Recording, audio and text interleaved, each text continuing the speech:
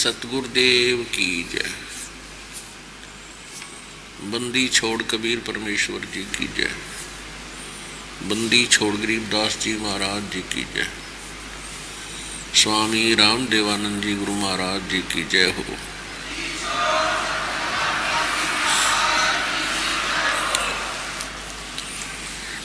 गरीब नमो नमो सतपुरुष को नमस्कार गुरु की नहीं।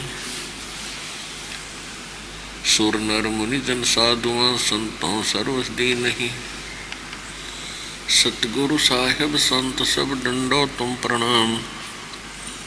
आगे पीछे मज हुए तिनको जान कुर्बान। नराकार निर्विषम काल जाल वैभंजनम निर्लेपम निज निर्गुणम अकल अनुवेशोन्दनम। सोहम सुरति समाप्तम सकल समाना निर्तल।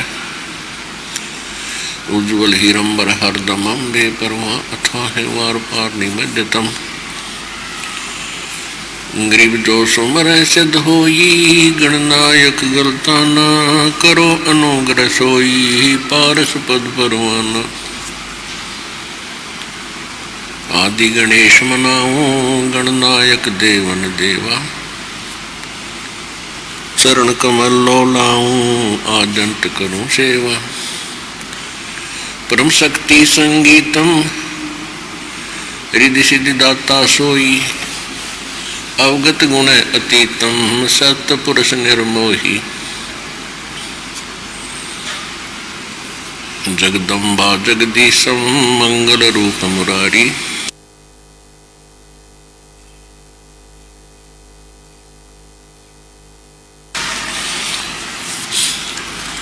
तन मन अर्पो शेषम भक्ति मुक्ति भंडारी।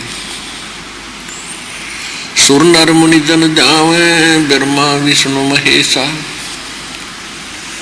शेष सहस मुख गावे पूज आदि गणेशा। इंद्र कुबेर सरीखा वरुण धर्म राय धावे। समर्थ जीवन जी का मन इच्छा फल पावे। 33 कोटि अधारा जावे शेष 88। उतरे भव जल पारा कट है यम की फांसी। 33 कोटि अधारा जावे शेष 88। उतरे भव जल पारा कट है यम की फांसी।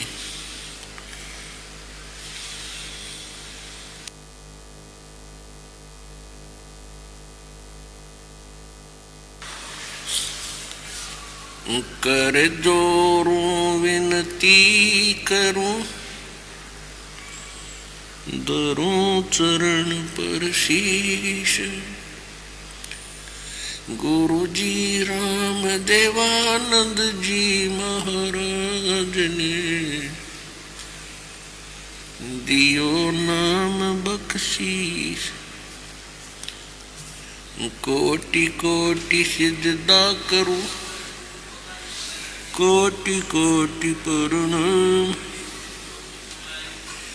चरण कमल में राखियो मैं बांधी जाम गुलाम। कुत्ता हूँ गुरुदेव का रामपाल दास का नाम। गले प्रेम की जेवड़ी आँखें तो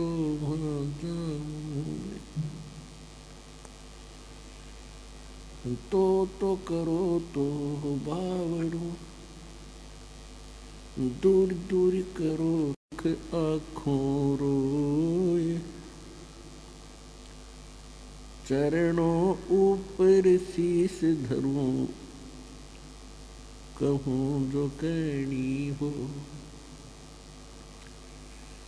कबीर साईं मिलेंगे पूछेंगे कुशलात। आदि अंत की सब कहूँ अपने दिल की बात। गुरु जी तुम ना भूलियो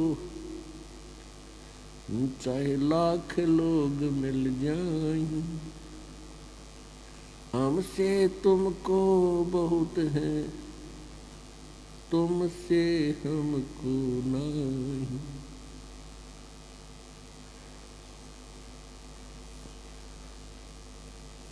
तुम्हारे भी सहारे क्या बने, मैं किसकी शरण में जाऊं।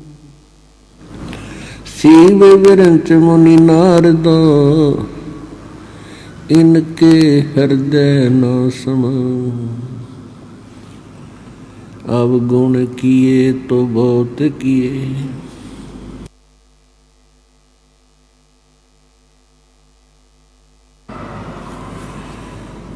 अब गुण किए तो बहुत किए, बोहर पिता को लाज। मैं अपराधी जन्म का, नख सिख बरे विकार। तुम दाता दुख भंजना, मेरी करो सुना। परम पिता परमात्मा पूर्ण ब्रह्म सर्व सृष्टि रचनहार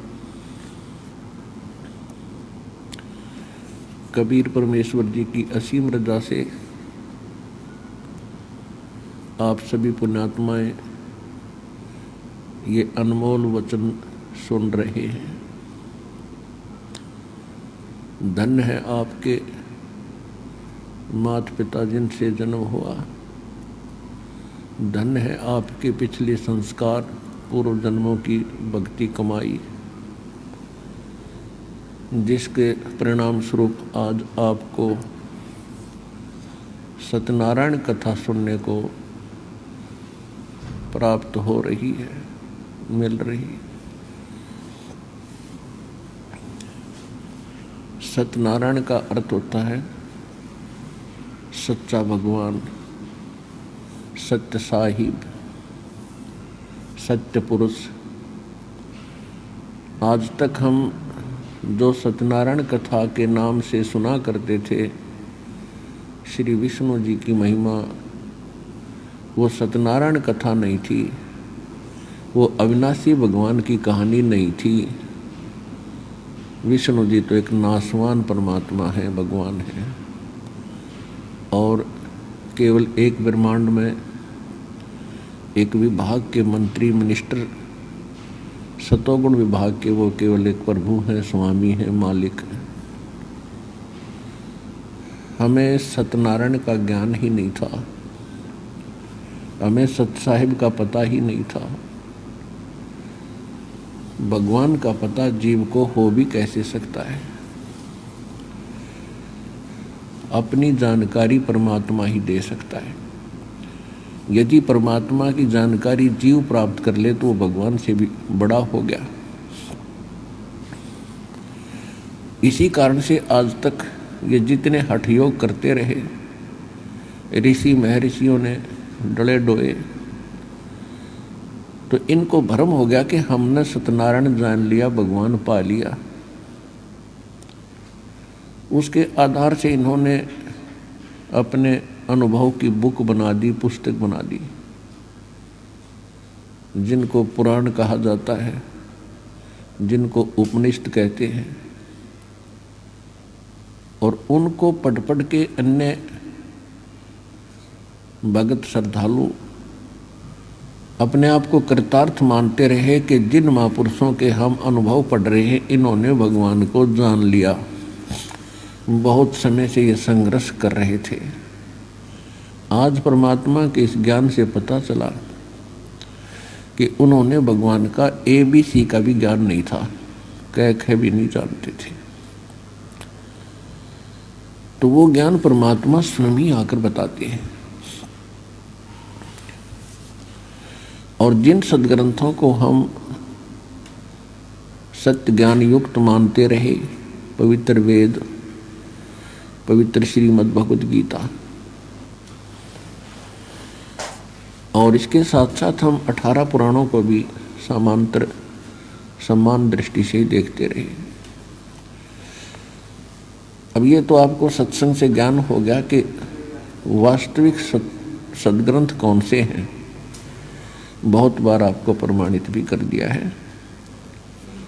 जो यथार्थ ज्ञान युक्त सदग्रंथ है वो सबसे प्रथम सदग्रंथ है जो परमात्मा ने स्वयं आकर ज्ञान दिया है, जिसको सच्चिदानंद घन ब्रह्म की वाणी कहते हैं। श्रीमद् भगवत गीता अध्याय नंबर 4 के श्लोक नंबर 32 में गीता ज्ञानदाता कह रहा है कि धार्मिक अनुष्ठानों की यज्ञों की जानकारी विस्तार के साथ परमात्मा अपने मुख कमल से बोलकर सुनाता है। वो सच्चिदानंद घन ब्रह्म की वाणी कबीर वाणी कहलाती है। वो तत्व ज्ञान है, उसको सूक्ष्म वेद भी कहते हैं। चौथे अध्याय के 34वें श्लोक में श्रीमद् भगवद गीता में कहा कि उस ज्ञान से मैं परिचित नहीं हूं, गीता ज्ञानदाता कहता है।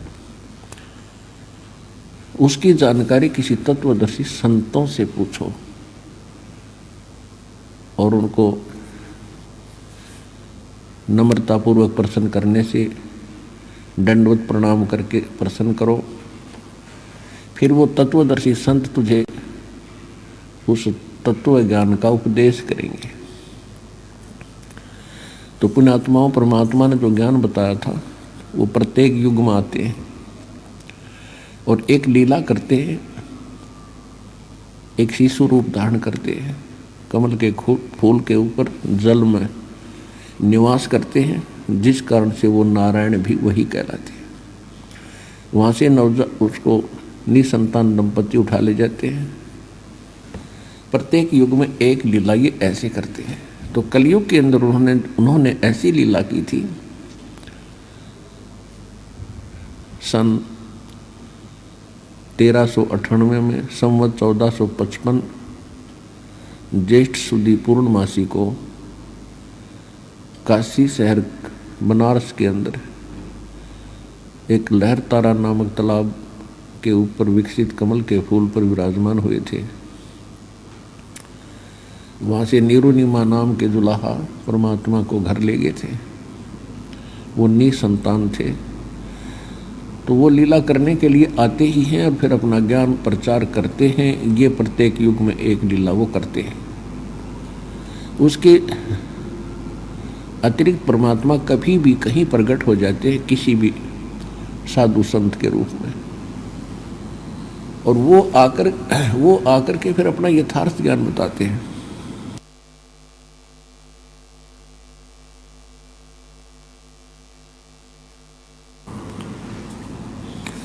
आज से 600 वर्ष पहले परमात्मा स्वयं आए थे।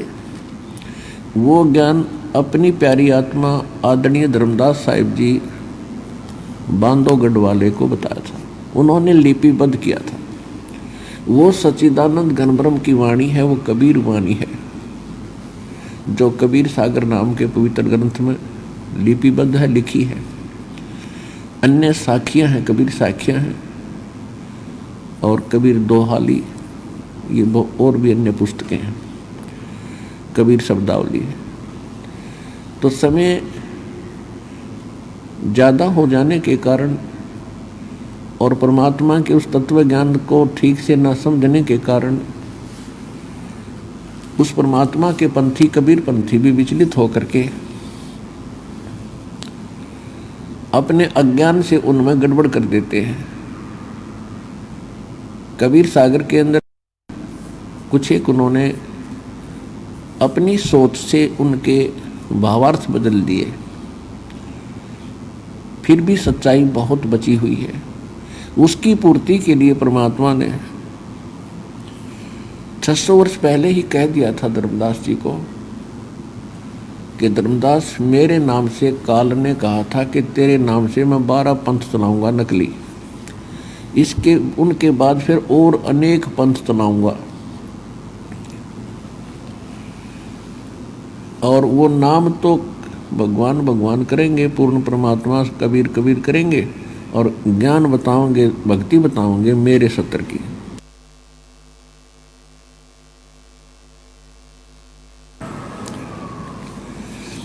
और जिस कारण से मेरे जाल में फंसे रहेंगे, काल ने कहा था। तो धर्मदास जी ने कहा कि भगवान फिर कैसे बात बनेगी?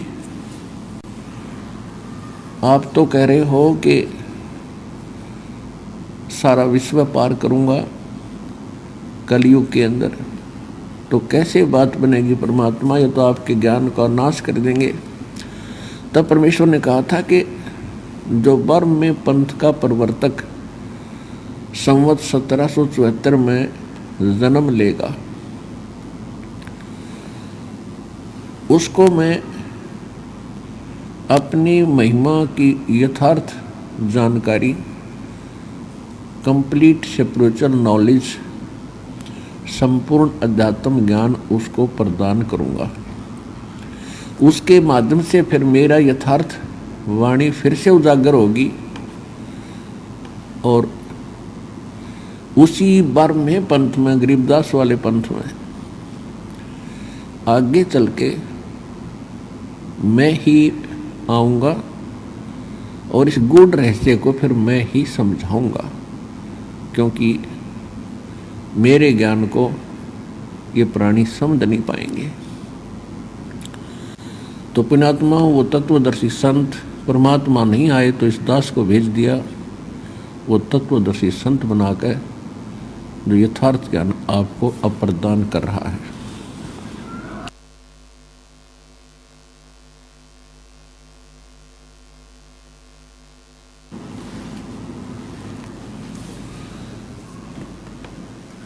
अब ये जो समागम चल रहा है, ये वो शुभ दिन है। आज जिस उपलक्ष्य में ये समागम सत्संग चल रहा है, इस दिन परमात्मा उस अक्षति की पूर्ति करने के लिए जो काल के दूतों के द्वारा उस तत्व ज्ञान को डिस्टर्ब कर दिया गया था, उसकी पूर्ति के लिए संवत 1784 यानी जब गरीबदास महाराज जी 10 वर्ष के थे, उस समय उनको जंगल में मिले थे।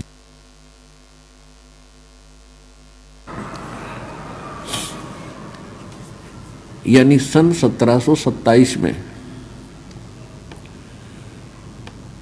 और उसमें उनको साथ लेकर के ऊपर गए थे, सब ब्रह्मांड दिखाए थे, ब्रह्मा विष्णु महेश के लोक दिखाए थे और सारा अपना अध्यात्म ज्ञान उनके अंतःकरण में, हृदय में फीड कर दिया था। और वही ज्ञान फिर गरीबदास जी ने परमात्मा को प्रत्यक्ष देखकर, ऊपर सभी ब्रह्मांडों को आंखों देखकर, फिर अपनी अमृतवाणी के अंदर उन्होंने वो यथार्थ ज्ञान बोला। और उस ज्ञान को आज इस दास ने आपके सामने खोला। सन 1727 से लेकर सन 1730 में ये लिखनी शुरू होगी थी। सन 1730 के बाद आज तक न तो गरीबदास जी के पंथ वाले पंथी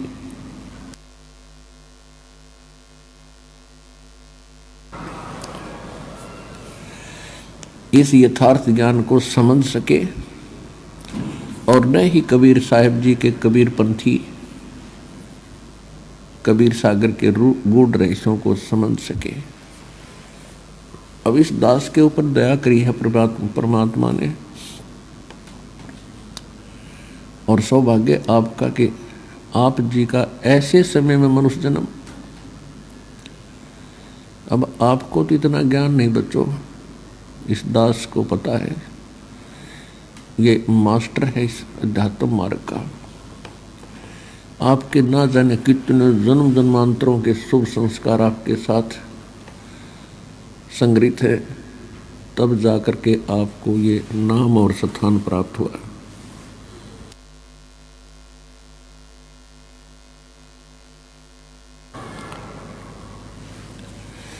और बार बार आपको ज्ञान सुनाने का, यहाँ बुलाने का उद्देश्य यही है कि जिस प्रक्रिया में आप लग रहे हो, ये तो असंख्य जन्म हो गए आपने, ये रोजी रोटी पूरी नहीं होती, हम ही मर जाते हैं। और जिस चिंता में हम ग्रस्त रहते हैं कि बच्चों का क्या होगा,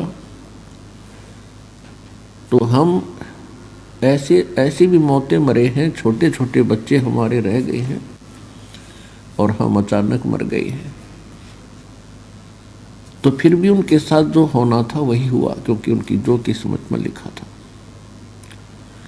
तो इसी प्रकार आप जिस समाज में रह रहे हो वहां केवल यही पढ़ाई पढ़ रहे हैं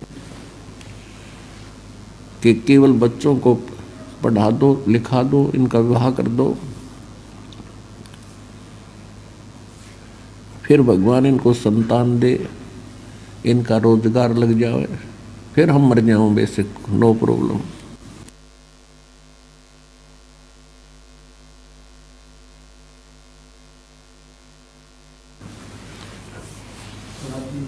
तो यहां बुलाकर आपको वो यथार्थ ज्ञान सुनाया जाता है कि आप सच्चे दिल से, सच्चे हृदय से परमात्मा के चरणों में समर्पित होना सीखो।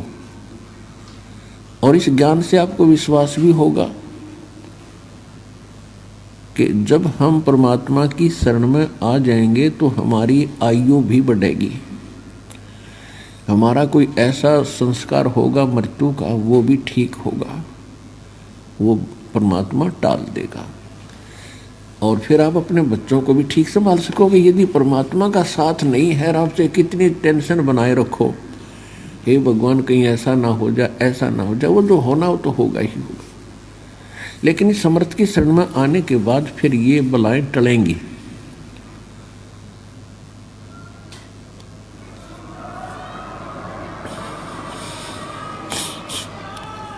अब जब दुखी हो जाता है राजा भी, क्योंकि राजा को तो हम गणाए तगड़ा मानते हैं, समर्थ मानते हैं राजा को, राजा लोग भी जब दुखी होते हैं कोई पारिवारिक समस्या से, शारीरिक समस्या से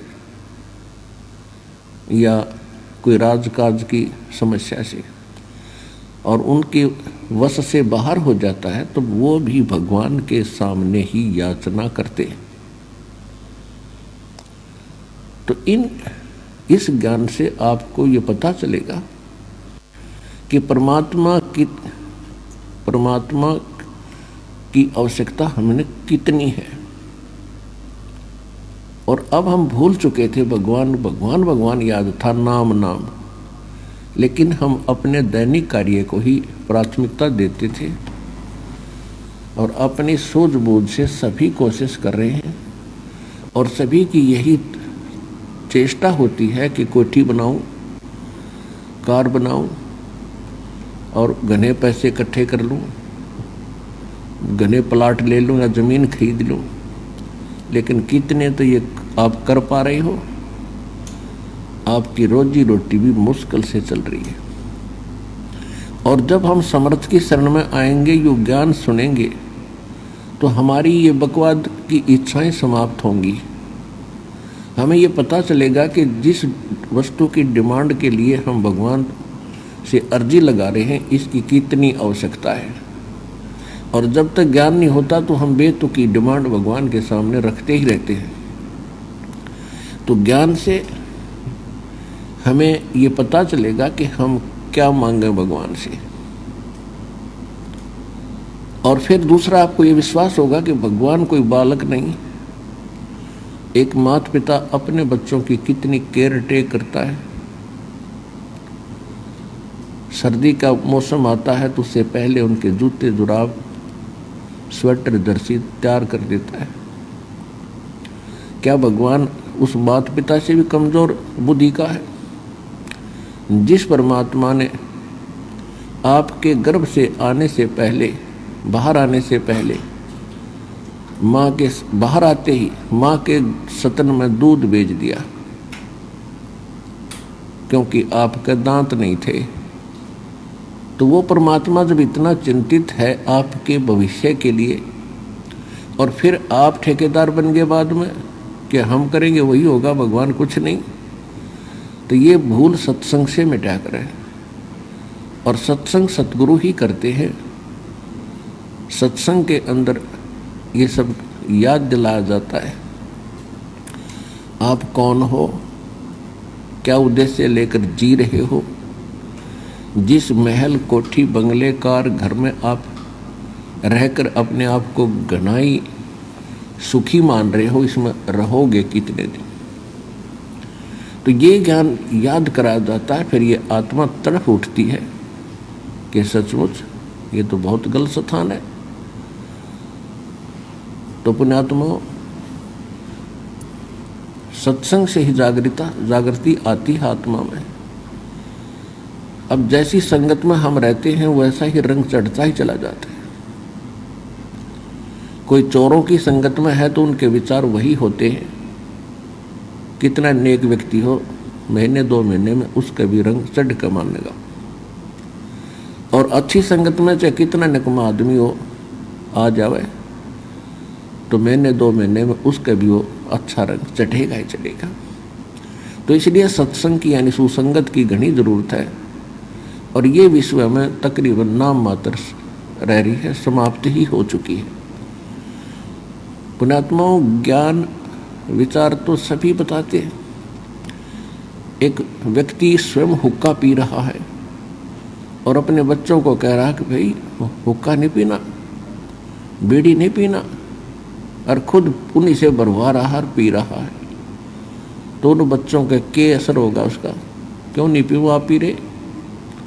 दूसरी बात यह है कि सभी माता पिता अपने बच्चों को शिक्षा अच्छी देते हैं, लेकिन उन बच्चों का असर कतई नहीं होता। उनने जो करना वो करना ही है। और जब सत्संग सुनेंगे, समर्थ के मुख से वचन सुनेंगे, यानी परमात्मा की कृपा पात्र से, तो उन शब्दों का ऑटोमेटिक असर होगा उसके, और बुराई भी छोड़ेगा। क्योंकि परमात्मा की जो वचन शक्ति है वो अंदर से एक न्यारी प्रक्रिया करती है। तो इसलिए सत्संग की आवश्यकता बहुत घनी है। और सत्संग इस विश्व में सतलोक आश्रम बरवाला, जिला हिसार, हरियाणा के अतिरिक्त 21 ब्रह्मांड में नहीं है।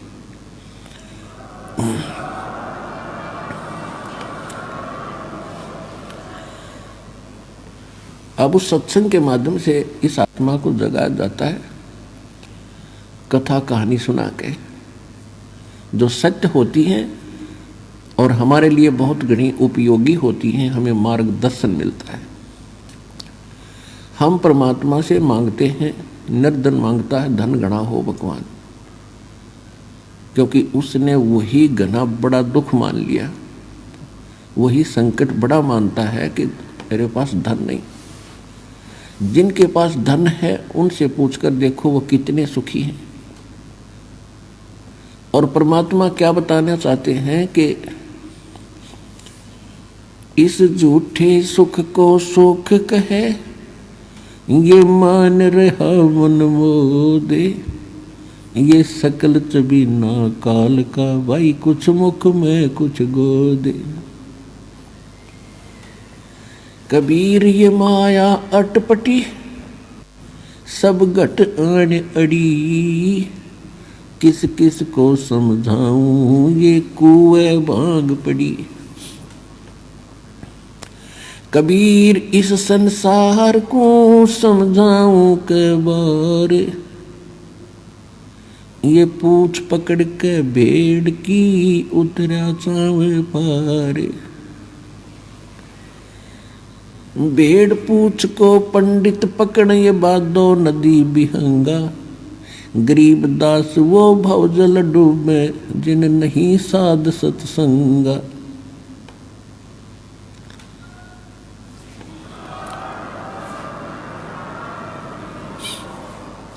अब क्या बता रहे हैं परमात्मा कि ये काल ने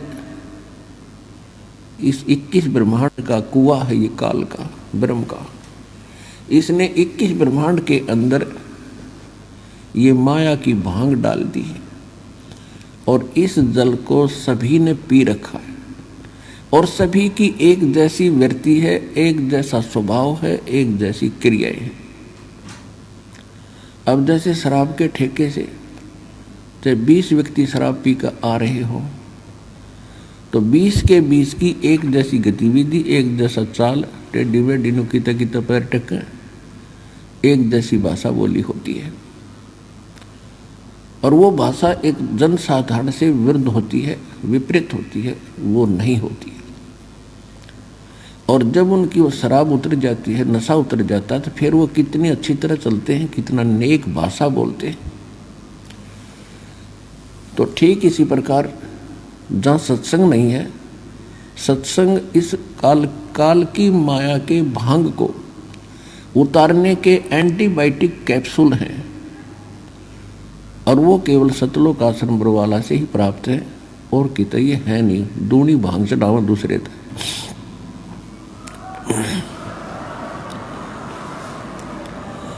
अन्य संतों के आप सत्संग सुनते हो, वो क्या बताते हैं कि एक बीज मंत्र दे दिया आपको, 5100 रुपये तो मुझे दे, और ये बीज मंत्र तुझे करोड़पति बना देगा। तो बुद्धि इतनी कमजोर होगी कि शराब जिसने भांग पी रखी हो, जिसकी बुद्धि काम ही नहीं करती, तो उनकी अकल यहाँ काम नहीं करती कि आपको करोड़पति बनाना चाहता है महात्मा, और आपसे 5100 रुपये ले रहा है, तो ये खुद क्यों ना बन जाए करोड़पति, क्या जरूरत फिर इसने मांगने की। तो ये हमारे साथ ही, तो वो तो भांग दूनी प्यावे हैं।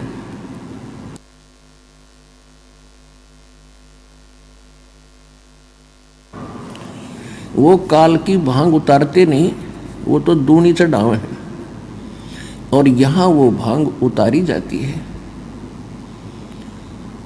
अब परमात्मा कहते हैं, कबीर इस संसार को समझाऊं कै बार, ये पूछ पकड़ के भेड़ की उतरा चाव पार। या तो भक्ति करते नहीं, और करते हैं तो वो करते हैं जो शास्त्र विपरीत है, जो हमारे सदग्रंथों में प्रमाणित नहीं है।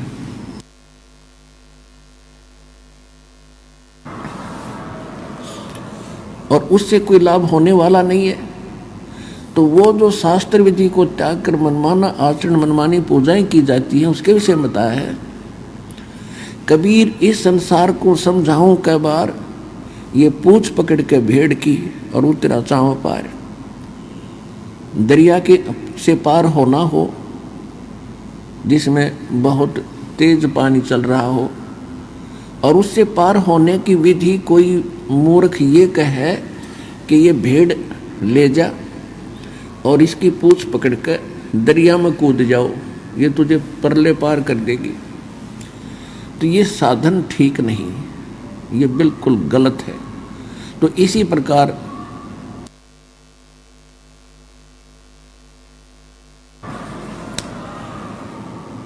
जो शास्त्र विधि त्याग कर मनमाना आचरण, मनमानी पूजाएं कर और करवा रहे हैं, वो भेड़ की पूंछ पकड़े बैठे हैं और जाना है संसार सागर से परले पार। तो संसार सागर से परले पार होने के लिए हमें नौका की आवश्यकता पड़ेगी, समुद्री जहाज की आवश्यकता पड़ेगी, या वायुयान की आवश्यकता पड़ेगी, तभी हम जा सकेंगे। तो यहाँ पर गरीबदास साहिब जी परमात्मा के ज्ञान से परिचित होकर के फिर हमें क्या समझा रहे हैं कि भेड़ पूछ को पंडित पकड़े बादो नदी बिहंगा, गरीबदास वो भव जल डूबे जान नहीं साध सतसंगा। भादुआ के अंदर बहुत वर्षा होती है और दरियाएं अपनी चरम सीमा पर बह रही होती है, उनका जल भंवर पड़ते हुए चल रहा होता है, बह रहा होता है। कहते हैं ये संसार रूपी एक ऐसी दरिया है जिसमें बहुत भयंकर भंवर भी पड़ रही हैं और बहुत गहरा जल है। इससे पार होने के लिए ये पंडित यानी विद्वान पुरुष भेड़ की पूंछ पकड़े बैठे हैं और हमें भी यही सलाह दे रहे हैं। शास्त्र विधि त्याग कर मनमानी पूजाएं कर रहे हैं, ये ब्रह्मा विष्णु महेश के आश्रित होकर के और पूर्ण मोक्ष की आशा लगाए बैठे हैं। ये भेड़ पूंछ को पकड़ रखा है और भादो नदी विहंगा, ये विकराल रूप धारण करके संसार रूपी सागर में हम घूम रहे हैं। और गरीबदास व भवजल डूबे, ये संसार रूपी इस सागर में ये यही डूब जाएंगे, पशु पक्षियों की योनि प्राप्त करेंगे। जहाँ नहीं साध सत्संगा, जिनको संत का सत्संग नहीं प्राप्त होता तो वो गरीबदास वो भाव लड्डू में जहाँ नहीं साध सत्संगा। तो आप जी के ऊपर कितनी कृपा उस परम पिता की, और आप कितने कृपा पात्र उस भगवान के। सभी बहन बेटी भाई बुजुर्ग बालक बच्चे, आपकी किस्मत का अंदाजा लगाया नहीं जा सकता। आज सारा दिन इंसान इतना बिजी हो गया केवल माया की दौड़ में, और मिलना मिलाना कुछ नहीं। कोशिश करते हैं लाभ प्राप्ति की, हो जाती है दूनी हानि, फिर सोचते हैं अगली बार शायद घना सूत बैठ जाए, दाव लग जाएगा। दाव दो तक कुछ लगना ना, यो अनमोल जीवन जरूर व्यर्थ हो जाएगा आपका इसी ओछी आशाओं में।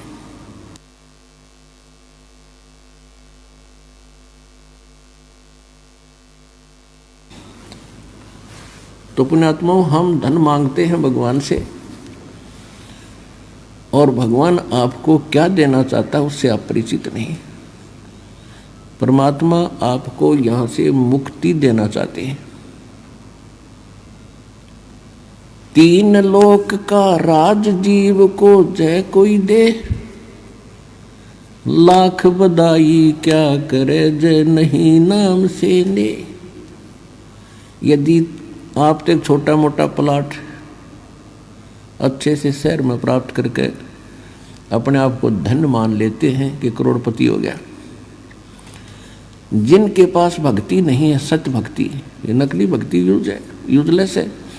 जिनके पास सत्य भक्ति नहीं है, उसको चाहे और भक्ति बिल्कुल ना करता हो या सत्य भक्ति ना हो, उसको चाहे तीन लोक, पूरी पृथ्वी, पूरा स्वर्ग और पाताल, इन तीनों लोक का भी राज दे दे, और उसको क्या बधाई दे रहे हो।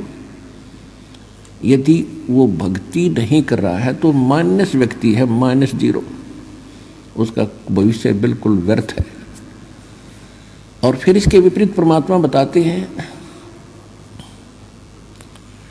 राम रटत दारिद्र भलो, दारिद्र माने निर्धन, राम रटत निर्धन भलो, चाहे टूटी घर की छान, वो कंचन महल किस काम के, जहाँ भक्ति नहीं भगवान। जहाँ पर परमात्मा की भक्ति नहीं है, कहते वो सुंदर महल भी व्यर्थ है, और एक निर्धन व्यक्ति और सत भक्ति कर रहा है, चाहे वो इतना निर्धन है कि उसकी झोंपड़ी की छत भी टूट रही हो, झोंपड़ी में की छत भी टूट गई हो, और राम रटता हो, वो उस तीन लोक के मालिक से भी परमात्मा की दृष्टि में ज़्यादा महत्वशाली है, महत्वपूर्ण है, ज़्यादा प्रिय है, वैल्यूएबल है। अब क्या बताते हैं, कबीर सब जग निर्धना, धनवंता ना कोई, धनवंता सो जानियो, जिस पर राम नाम धन हो। अब कौन से राम का धन, वो कौन सा है राम नाम, ये आपको कल के सत्संग में बड़ी डिटेल से बताया था।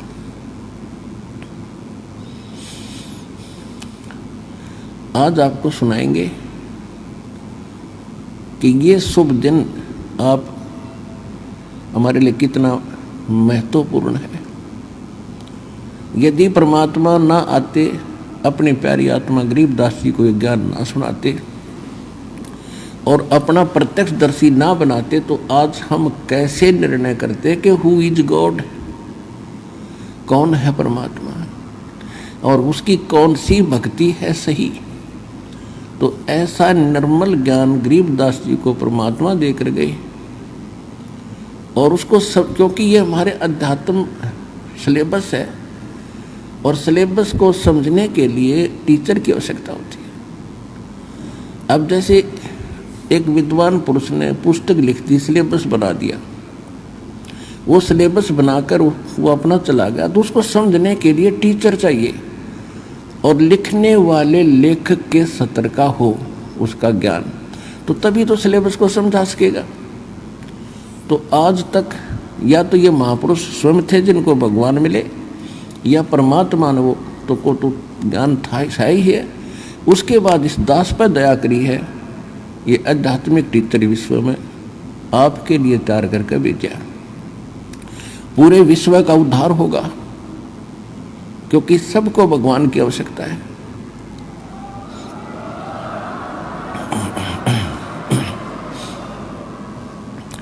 अब हम हिंदू किस लिए कहलाए? परमात्मा की भक्ति के लिए हमने न्यारा नाम रखना पड़ा हिंदू। और ईसाई किस आधार से बने? ईसा जी एक धार्मिक व्यक्ति थे,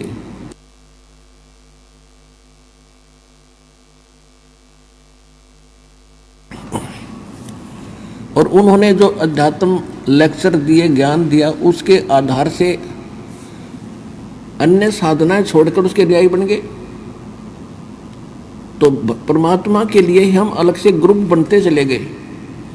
उन्हीं में से फिर मुसलमान बने, क्योंकि उस समय यहूदियों में, ईसाइयों में वो भक्ति नहीं रही थी जो ईसा जी निर्देश कर गए थे। तो हजरत मोहम्मद जी के ने जो ज्ञान दिया, जैसा भी उसको प्राप्त था, तो उससे हटकर और कुछ ठीक था, तो हम फिर मुसलमान बने।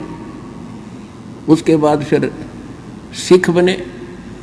तो किस लिए बने? हम परमात्मा के लिए ही बढ़ते चले गए। अब हम परमात्मा के लिए ही फिर इकट्ठे होंगे। अब पूरे विश्व को पता चलेगा कि कौन है परमात्मा और क्या है उसकी वास्तविक पूजा। तो सबको भगवान की आवश्यकता है।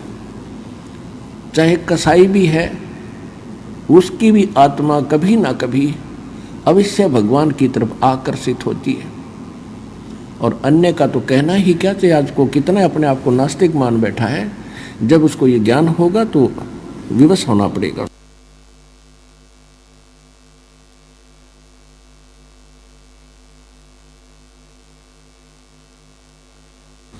अब नास्तिक क्यों हुए?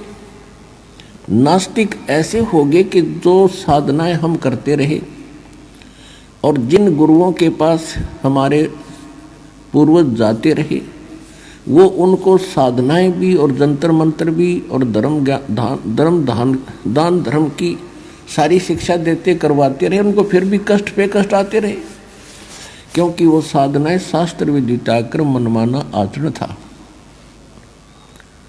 जिस कारण से धीरे धीरे ये होने लगा कि भगवान कहीं नहीं है, क्योंकि भगवान से मिलने वाली राहत हमें विधि मिली है कोई नहीं। अब जैसे बिजली के गुणों में लिखा है कि पंखे चलाती है, पानी निकाल देती है, अंधेरे को उजाले में बदल देती है, और जिस किसी ने कनेक्शन गलत ले रखा हो, किसी नकली है, फिटिंग भी करवा रखी है, सभी पंखे और ट्यूब भी लगा रखी है, और कनेक्शन दे रखा है वो पीछे कनेक्टेड नहीं है, जिससे वो पावर हाउस मान के जहाँ से कनेक्शन ले रखा है उसका आगे कनेक्शन नहीं है, वो नकली पावर हाउस है। उससे कनेक्शन लेकर के वो गुण प्राप्त नहीं किए जा सकते जो बिजली के अंदर हैं। तो जिस कारण से सब ने अपनी फिटिंग फैटिंग पाड़ दी। अब कोई फायदा नहीं है, सब बकवास है। तो बिजली के गुण तो उस दिन भी वही थे, आज भी वही है, और इसी प्रकार परमात्मा के गुण पहले भी वही थे, आज भी वही हैं। ये जितने भी संत वर्तमान के हैं, इनके पास वो कनेक्शन नहीं है, उस पार वो उस परमात्मा से कनेक्टेड नहीं है, उनकी उस परमात्मा की पावर उनके पास नहीं है। एक संत जो है चलता फिरता पावर हाउस होता है, और पावर हाउस के अंदर थर्मल प्लांट से कनेक्शन होता है। तो उस पावर हाउस से जो कनेक्शन लेता है तो सब के वो काम बिजली करती है, यदि वो रेगुलर उनका बिल भरता रहेगा, जो बिजली के गुणों में हम सुना करते थे। ठीक इसी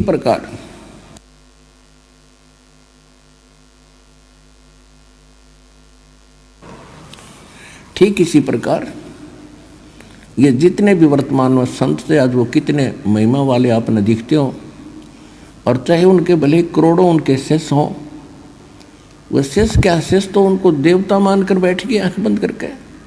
उनको खुद मालूम नहीं तुम कर क्या रहे हो। तो उनको जो उनके पास वो कनेक्शन नहीं है थर्मल प्लांट से, यानी पूर्ण परमात्मा से, जिस कारण से सभी वो साधना भी करते दिखते हैं पर लाभ कति नहीं। आप यहाँ इंटरव्यू भक्तों का अनुभव सुनते हो, वो रोते हैं कि 30 वर्ष खो दिए राधा स्वामी में, कोई कहता 20 वर्ष खो दिए निरंकारी में, कोई कहता 25 वर्ष खो दिए धन धन सतगुरु में, सब कुछ लुट पिट गया। अब अकल ठिकाना आई उनकी, फिर योग ज्ञान सुना और फिर यहाँ आने के बाद उनको क्या क्या लाभ हो रहे हैं। वहाँ कनेक्शन नहीं था, यहाँ उस थर्मल प्लांट से उस पूर्ण परमात्मा से इस दास के पास कनेक्शन है। चलता फिरता पावर हाउस है संत रामपाल। ये दास रामपाल उस परमात्मा का पावर हाउस है। शक्ति कबीर परमात्मा की आ रही है और जो इस दास से कनेक्शन लेगा, उपदेश लेगा, उसको सर्व लाभ प्राप्त होंगे जो भगवान के गुणों में हम पढ़ते सुनते आए हैं।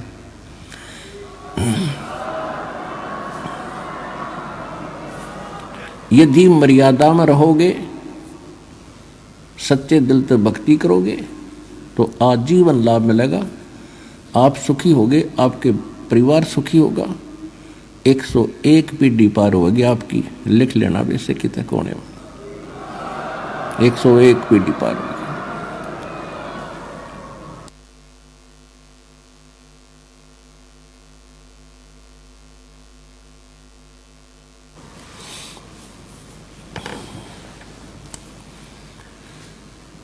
तो पुण्यात्माओं, सौभाग्य आपका, आप जी को यथार्थ ज्ञान सुनने को मिल रहा है, सत्संग सुनने को आपको प्राप्त हुआ। तो इसी प्रकार परमात्मा आते हैं और कहते हैं, गोता मारूं स्वर्ग में जा बैठूं पाताल, गरीब दास ढूंढता फिरूं अपने हीरे मोती लाले। अब 3 युग, सतयुग, त्रेता, द्वापर में परमात्मा ने इस काल भगवान से प्रॉमिस किया था कि मैं 3 युगों में कम प्राणी ले जाऊंगा। उसने प्रार्थना की थी। और चौथा युग जब कलयुग आवे, काल ने कहा था कि हे परमात्मा, चौथे युग कलयुग में आप कितने प्राणी ले जाइए। तो परमात्मा ने कहा था ठीक है, मैं चौथे युग में ले जाऊंगा, 3 युग तेरे लिए छोड़ दिए। उन 3 युगों में परमात्मा को मालूम था कि सतयुग, त्रेता, द्वापर में ये प्राणी दुखी नहीं होते इतने, इनके पूर्व जन्म के संस्कार इतने होते हैं, वो चाहे कोई भक्ति करता है चाहे ना करता है, और करता है तो कैसी ही करता है, तो उसको फिर भी वो उपलब्धि, संसारिक सुख ऑटोमेटिक प्राप्त होते रहते हैं। पुत्र प्राप्ति, धन प्राप्ति, रोटी टाइम पे मिलना, वो है तो उनके पूर्वजन्म के संस्कार। वो समझिए बैठे हैं हम जो साधना कर रहे हैं इन्हीं से हमें लाभ हो रहा है। या द्वापर तक यह भूल पड़ी रहनी थी, क्योंकि हम मानते ही नहीं भगवान को। जब तक हमारी साधना आले, इतना चारों तरफ से हमारे रास्ते बंद ना हो ले, तब तक हम भगवान को कम में याद करें। और करते हैं तो नकली जहाँ भी मिल जाते हैं, और वहीं से थोड़ी बहुत कोई जंतर मंत्र बता दिया, वो होना था आपके पिछले संस्कार से, और हमने कारण मान लिया। वो जैसे दास हनुमान और श्याम जी की पूजा करा करते, श्री कृष्ण, श्री विष्णु जी हमारे मूल रूप में इष्ट थे, शंकर भगवान और जो भी गणेश जी, जो देवी देवता, सभी का सत्कार हम बराबर ही करते थे। और जो भी संसारिक सुख हमें प्राप्त हो रहे थे, बच्चा पढ़ता है, पास हो गया शिक्षा में, तो अपने इष्ट को क्रेडिट देता है। हम ऐसे ही दे रहे थे, श्री राम, श्री कृष्ण, बाबा श्याम जी, जिन सा याद आ जाता उससे का शुक्रगुजार कर दिया करते थे। फिर सर्विस प्राप्त हुई तो भी उन्हीं को निमित्त बनाया। संतान हुई, पुत्र पुत्री हुई, तो वो भी इन्हीं भगवानों को क्रेडिट दिया कि इनकी दया से हुआ। अब पता चला परमात्मा के तत्व ज्ञान के दीपक से, रोशनी से, कि तब तक तो हमारा संस्कार यानी प्रारब्ध ही फल रहा था, जो हमें मिलना था वो पूर्व निर्धारित था। और हमने ऐसा भी देखा जो कति भगवान के निकट भी नहीं, वो हमसे भी सुखी थे। शराब पीना, बकवाद करना, सारा दिन अटपट करके ताश खेलना, और वो और भी सुखी दिखे थे, दुखी थे, सुखी थे। तो उनका पिछला ही संस्कार प्रारब्ध ही फल रहा था। और अब पता चला परमात्मा के ज्ञान से कि ये ब्रह्मा विष्णु महेश हमारे संस्कार में परिवर्तन नहीं कर सकते। केवल कबीर परमात्मा जो समर्थ है, परम अक्षर ब्रह्म है, सत्यनारायण है, अविनाशी परमात्मा, यही हमारे बुरे संस्कार का नाश करके और शुभ संस्कार लिख देते हैं।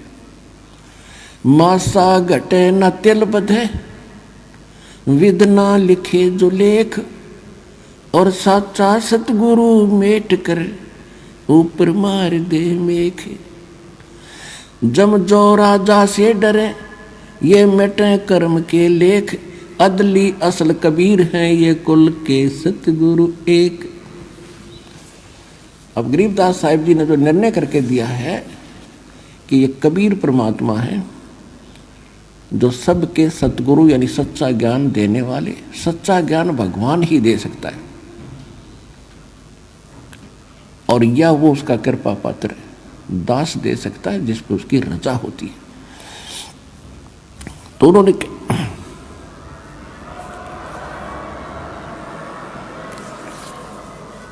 तो उस परमात्मा के कृपा पात्र आदरणीय गरीबदास साहिब जी ने दिया। वो ये सिलेबस लिखकर चले गए। अब इस दास को टीचर बनाकर भेज दिया। अब ये सिलेबस आपके लिए कति सरल कर दिया है दास ने, कति सरल कर दिया। 9 मन सूत उलझिया ये ऋषि रहे जख मार, और सतगुरु ऐसा सुलझा दे भाई उलझे न दूजी बार।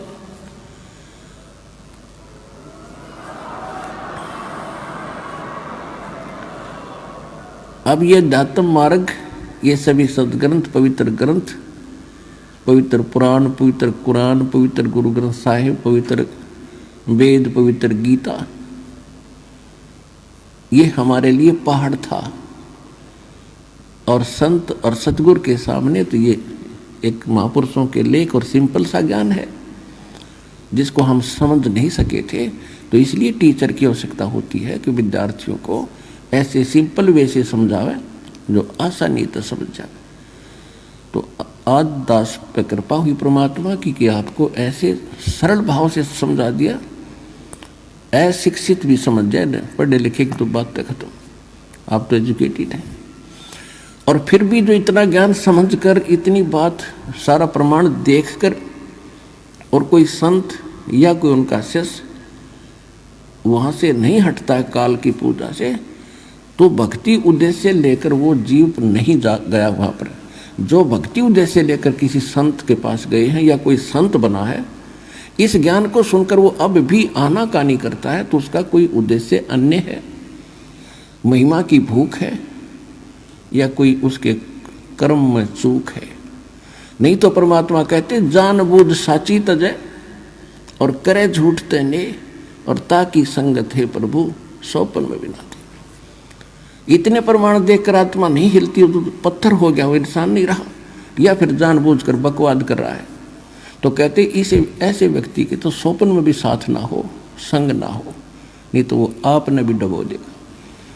तो अभी विश्व में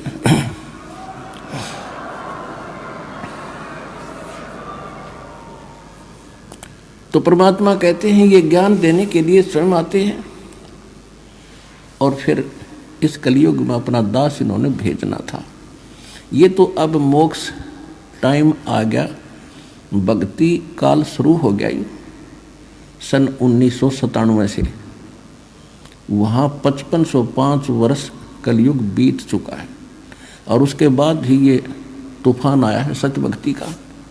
संघर्ष भी खूब करना पड़ा पुण्यात्माओं, क्योंकि काल भी अपने एडी चोटी का जोर लगा रहा है कि कोई रामपाल के पास ना चला जा, वहाँ चलागा तेरी पोल खुली और फिर झांकेगा नहीं तेरी ओर। और परमात्मा ने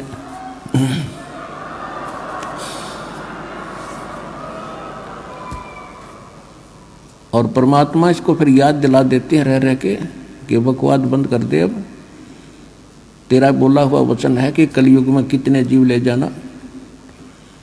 लेकिन ये फिर इसने एक और गुंडी अड़ाई थी बीच में, कहा था कि परमात्मा आपका ज्ञान मानना वो आपका, और मेरे ज्ञान मेरे काल के दूतों के ज्ञान को स्वीकार करके जो भक्ति कर रहा है वो मेरा बना रहे, बाई फोर्स ना ले जाना। तो परमात्मा को भी मालूम था जब तक इनको ज्ञान नहीं होगा तो मेरे कैसे होंगे, वो भी तथास्तु कर दी थी। अब ठीक है, अब आप देख रहे हो परमात्मा ने ज्ञान का तूफान ला रखा है। भाई बहन, बुजुर्ग, माता बहन, भाई बच्चे ले लेकर पुस्तक एक परमात्मा के पोस्टमैन की तरह घर घर जा रहे हैं, उनके बच्चों तक संदेश पहुंचा रहे हैं, उनकी गालियां खा रहे हैं। कोई जेल में डाल देता है, कोई पत्थर मारता है, कोई धमकाता है, कोई खुरकाता है, लेकिन ये परवाह नहीं करते क्योंकि इनको मालूम हो गया कि इन्होंने भांग पी रखी है। अरे यह भांग उतरेगी पुस्तक के ज्ञान से, भगवान के ज्ञान से, और जिनकी भांग उतर जाएगी हमारे साथ हो लेंगे। फिर ये आपकी उतर गई, आप आगे।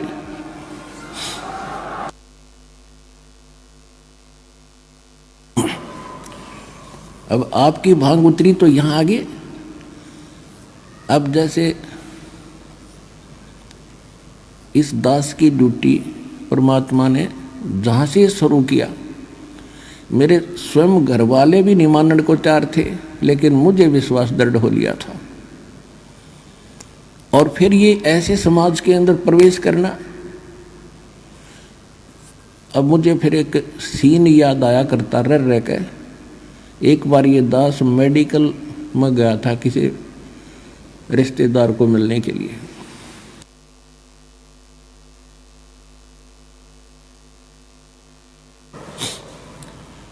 इस ज्ञान प्राप्ति से पहले तो वहाँ मेडिकल रोहतक के अंदर एक 13 नंबर वार्ड है, उसमें मेंटल वार्ड है। वो डॉक्टर उन मेंटल व्यक्तियों का इलाज कर रहे थे और वो उनको गाली दे रहा था, मैं तेरा जमाई हूँ। डॉक्टर कह रहा था हाँ जी ठीक है, हाँ जी ठीक है। उसका गिरेबान पकड़ लिया डॉक्टर का, दो तीनों ने छुड़वाया, बैठ जा। और फिर भी उनका ट्रीटमेंट कर रहे थे। और जब वो उन ट्रीटमेंट ठीक हो गया, वो स्वस्थ माइंड हो गया, फिर वही यूँ कह रहे थे, डॉक्टर साहब नमस्ते। तो दास की ड्यूटी इस पागल वार्ड में ला रखी है।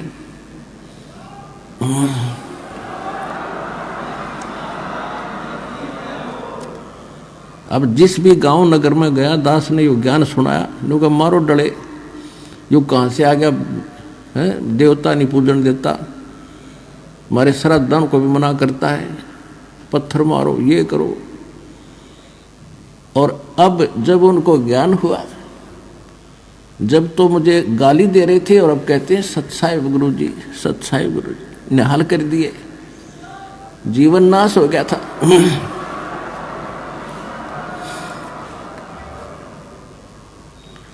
तो परमात्मा ने ये ज्ञान का तूफान उठा दिया। अब ये ऐसा काम करेगा, जहाँ भी कोई सीडी देखता है, डीवीडी, या वैसे एक टीवी चैनल के माध्यम से सत्संग सुनता है, तो अमृत वचन है, झंझोड़ कर रख देगी आत्मा को। कति ये एक सत्संग है, साध का सत्संग है, ये नकलियों का नहीं है। और या कोई पुस्तक पढ़ते हैं, जब पुस्तक पढ़ेगी आत्मा, मन चाहे कितनी बकवाद करो, आत्मा हृदय से मानेगी कि ज्ञान ये है, और अवश्य कहेगी कबीर भगवान है। और चाहे वो कहीं फंसा पड़ा किसी भी ग्रुप में, किसी संत के पास, या किसी पंथ में, या किसी धर्म मजहब में, जब आत्मा सच्चे दिल से मालिक ने अवश्य पुकारेगी, जब इस ज्ञान को सुनेगी। कि हे परमात्मा, हे कबीर जी, दया करिए अपने आत्मा पे। यानी वो निकल नहीं सकता वहां से, लेकिन फिर पुकार दिया हृदय से, तो उसी दिन परमात्मा ने कह दिया यो मेरा हो लिया।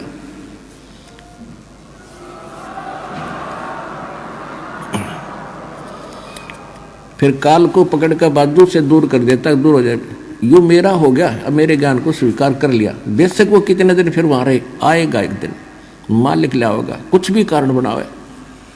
तो इस प्रकार परमात्मा ने कहा था कि तेरा ज्ञान सुनेगा वो तेरा, और मेरा मानने का फिर उसके निकट मत आ जाइए। तो इस प्रकार ये परमात्मा का ज्ञान पूरे विश्व में फैलेगा। और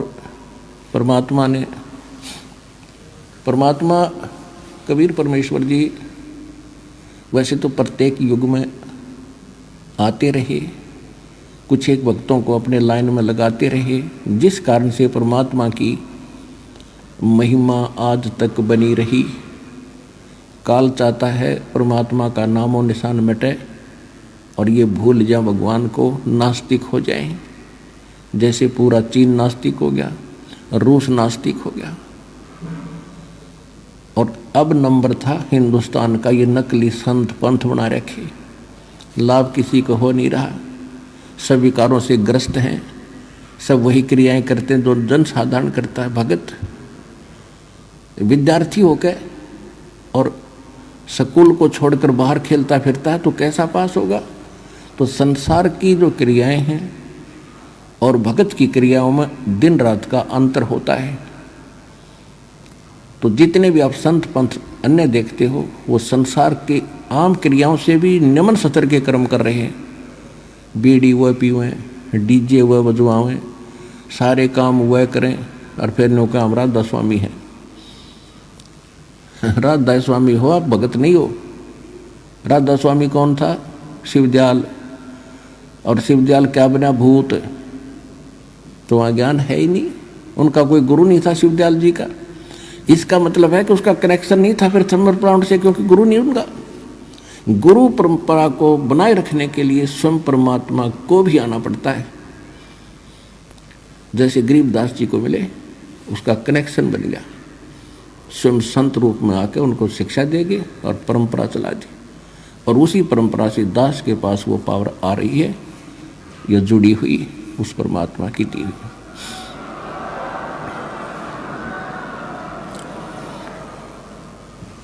तो ठीक इसी प्रकार परमात्मा गरीबदास साहिब जी को कह रहे हैं और अपना सारा ज्ञान बताया। फिर गरीबदास जी ने परमात्मा की महिमा को कैसे सुनाया। अब जैसे हम तो राज्य प्राप्ति करना चाहते हैं और परमात्मा कहते हैं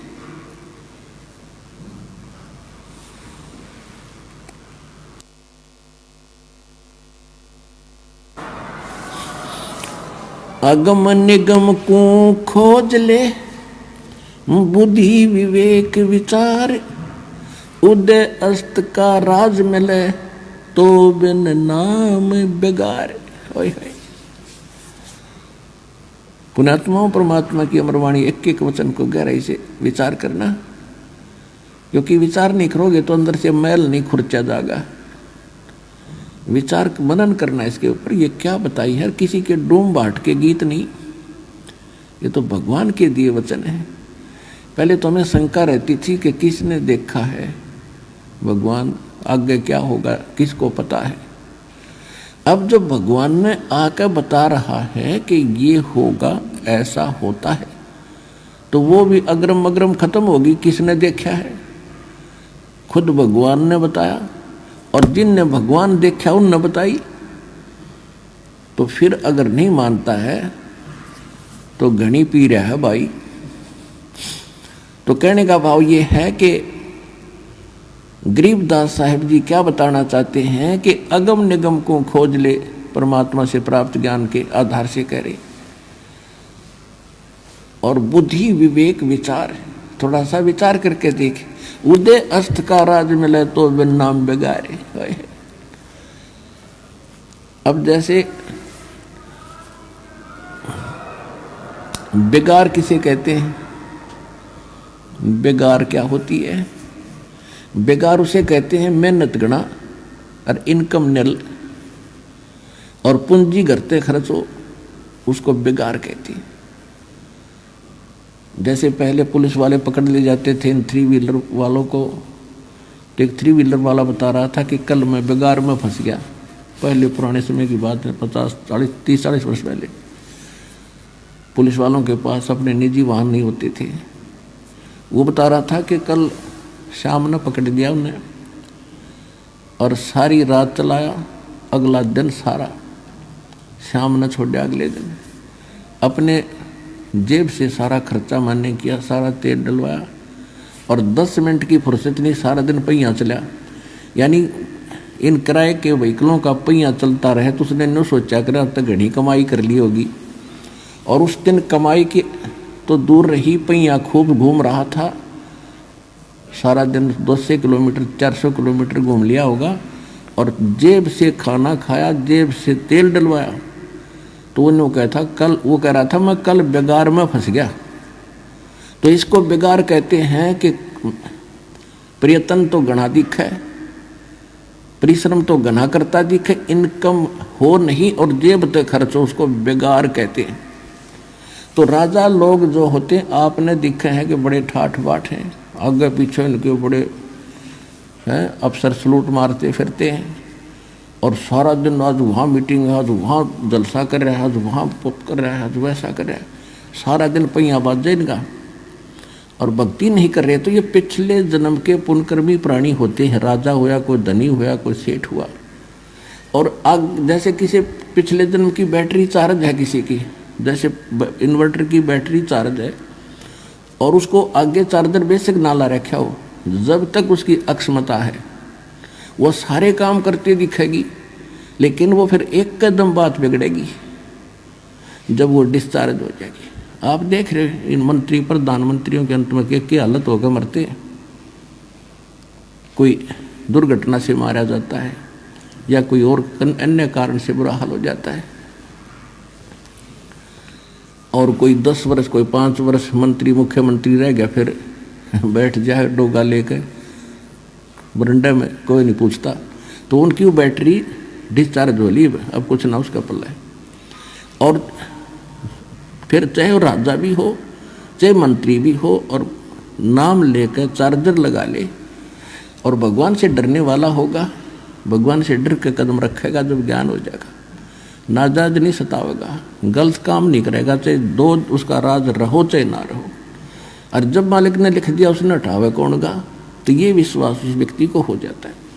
फिर भी संत जो होते इस बीमारी से टळा करें।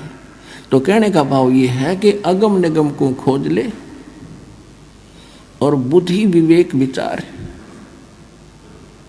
उदय अष्ट का राज मिले, पूरी पृथ्वी का भी शासक हो जा, तो बिन नाम बेगार। तो जैसे पिछले जन्म के पुण्य चलते हैं इस प्राणी के, तब तक खूब सुख दिखाई देता है। जब पुण्य समाप्त हो जाते हैं फिर पापों का दौर शुरू होता है, कहर पे कहर टूटते हैं। तो उस समय वो वही तो भक्ति कर रहा होता है या ना कर रहा तो वो तो बात अलग है। तो जब सत साधना हम करेंगे तो ये दुख बचा करते हैं और यहाँ के इस नकली राजपाट से हमारा मन हटेगा। इस ज्ञान से आपकी कैसी स्थिति हो जाएगी, इंद्र दा राज और काग का बेस्टा। ओए होए, आप तो एक छोटे से एमएलए चेयरमैन को देख लेते हो, सोचा बड़ा प्रभुशाली बन गया। अब क्या बताते हैं कि इंद्र दा राज यानी स्वर्ग के राजा का राज हमारे लिए काग की बीट है, उस सतलोक के सुख की तुलना में।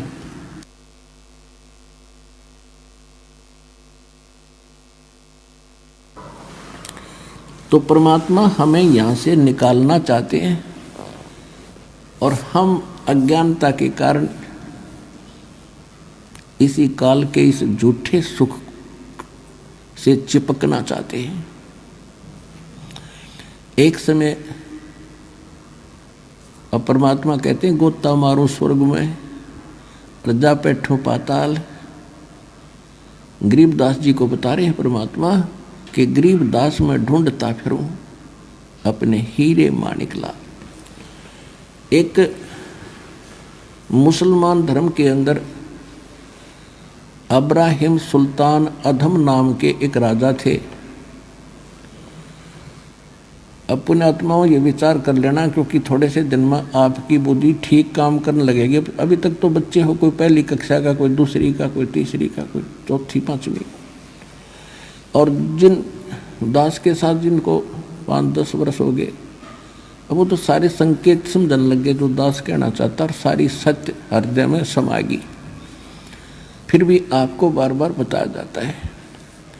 अब ये जो समय आओगा ना भक्ति का, ये हजारों वर्ष चलेगा और इसमें अरबों खरबों जीव पार होंगे। परमात्मा ने बोल रखा, नहीं तो जुल्म हो जाता है यहाँ पर।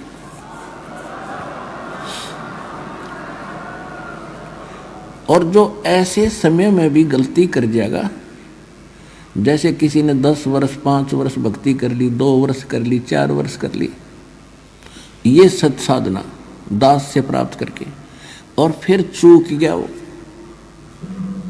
सत्संग के अभाव से, तो फिर क्या होगा उसके साथ? अब काल उसको ग्रिप कर लेगा, काल ग्रिप कर लेगा और फिर उसको उल्टे कामों में लगाए रखेगा, फिर गुटी शूटी लाने लग जाएगा। और उसके इतना पुण्य बन जाते हैं, 1-2 वर्ष भी ये सत साधना कर लेना और फिर छोड़ भी गया, इतने पुण्य बन जाएंगे उसके। क्योंकि सभी, जैसे गणेश जी का मंत्र दिया जाता है,